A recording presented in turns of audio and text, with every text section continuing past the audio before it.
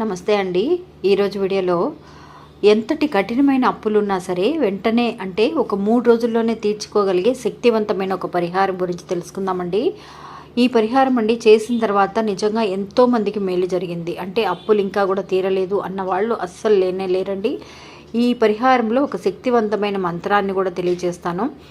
నిజంగా 3 రోజుల దగ్గర నుంచి మనకి 3 వారాలు పరిహారం చేసేంత వరకు చేసేలోపు ఖచ్చితంగా ఈ అప్పుల బాధ అనేది తీరిపోతుంది.